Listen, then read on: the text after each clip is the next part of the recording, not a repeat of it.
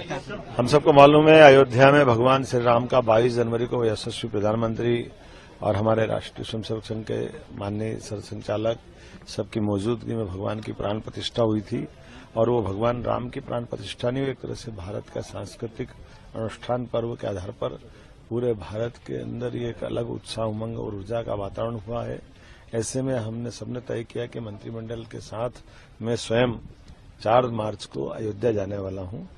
मैं उम्मीद करता हूं कि भगवान राम के दर्शन करने के बाद हम सब यशस्वी प्रधानमंत्री के नेतृत्व में जो हम सब ने संकल्प लिया है कि जनता की सरकार जनता के लिए और राम राज्य के सपने को साकार करने के लिए हम सब संकल्पित हैं, लगातार आगे बढ़ेंगे।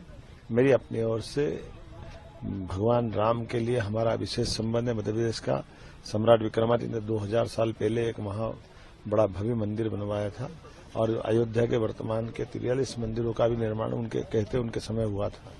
हमारी सरकार कोशिश करेगी वहां जाकर के न केवल दर्शन करें बल्कि मध्य प्रदेश वासियों के लिए एक भवन बना करके वहां धर्मशाला बनाने का प्रयास करेगी। अगर भूमि उपलब्ध हुई नदी के किनारे तो सरयू के किनारे विक्रमादित्य घाट बनाने का काम भी हमारी सरकार करेगी।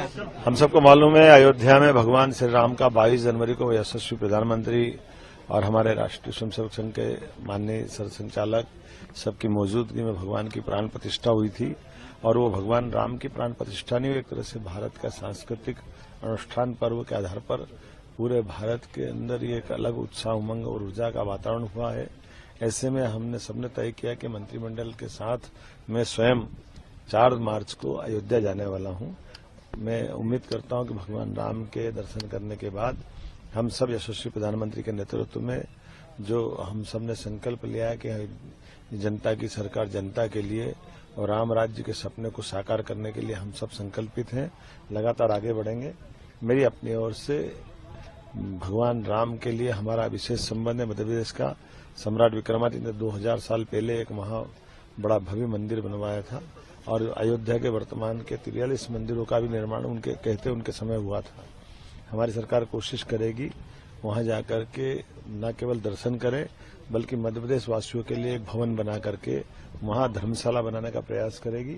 अगर भूमि उपलब्ध हुई नदी के किनारे तो सरयू के किनारे विक्रमादित्य घाट बनाने का काम भी हमारी सरकार करेगी। हम सबको मालूम है, अयोध्या में भगवान श्री राम का 22 जनवरी को यशस्वी प्रधानमंत्री और हमारे राष्ट्रीय स्वयंसेवक संघ के माननीय सरसंचालक सबकी मौजूदगी में भगवान की प्राण प्रतिष्ठा हुई थी। और वो भगवान राम की प्राण प्रतिष्ठा नहीं, एक तरह से भारत का सांस्कृतिक अनुष्ठान पर्व के आधार पर पूरे भारत के अंदर ये एक अलग उत्साह, उमंग और ऊर्जा का वातावरण हुआ है। ऐसे में हमने सबने तय किया कि मंत्रिमंडल के